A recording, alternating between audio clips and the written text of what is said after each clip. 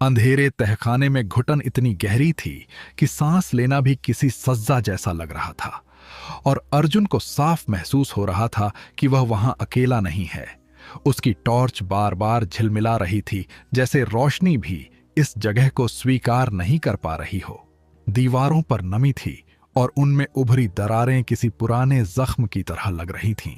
हर कोने से आती सीलन और सड़ेपन की गंध उस हवेली की उम्र का राज बयां कर रही थी। लेकिन अर्जुन यहां किसी शौक से नहीं आया था। वह अपने दोस्त राघव के कहने पर आया था। राघव पिछले कुछ महीनों से उस वीरान हवेली में रह रहा था और अजीब व्यवहार करने लगा था।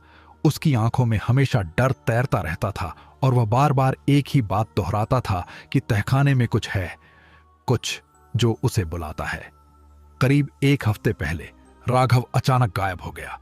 कोई निशान नहीं। बस हवेली का दरवाजा खुला मिला और नीचे तहखाने की सीढ़ियां आधी खुली हुई थीं। अर्जुन ने उसी दिन फैसला किया था कि वह इस रहस्य को खत्म करेगा। जैसे ही वह तहखाने में और अंदर बढ़ा, उसे फर्श पर खरोंच के निशान दिखे, जैसे किसी ने भागने की कोशिश की हो। उसकी धड़कन तेज हो गई। तभी टॉर्च की रोशनी एक लोहे के पुराने दरवाजे पर पड़ी जो आधा खुला हुआ था। दरवाजे के अंदर कदम रखते ही अर्जुन का पैर किसी चीज से टकराया। उसने नीचे देखा और उसका गला सूख गया। वह एक कंकाल था और उसकी कलाई में वही घड़ी थी जो राघव हमेशा पहनता था। अर्जुन के दिमाग में सब कुछ घूम गया। यह नामुमकिन था। राघव तो कुछ दिन पहले ही गायब हुआ था, फिर यह कंकाल इतना पुराना कैसे हो सकता था? तभी पीछे से एक धीमी आहट हुई, जैसे कोई नंगे पांव गीले फर्श पर चल रहा हो। अर्जुन ने धीरे से पीछे मुड़कर देखा और उसकी टॉर्च की रोशनी में एक आकृति उभरी। वह राघव था, लेकिन उसकी आंखें पूरी तरह काली थीं और चेहरा बिल्कुल भावहीन।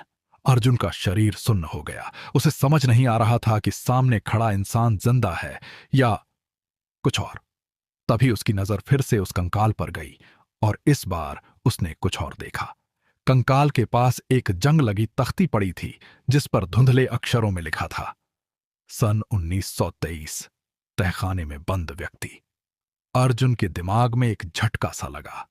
उसने धीरे धीरे दोनों चीजों को जोड़ना शुरू किया और तभी उसे एहसास हुआ कि इस हवेली में जो भी आता है वह उसी व्यक्ति में बदल जाता है।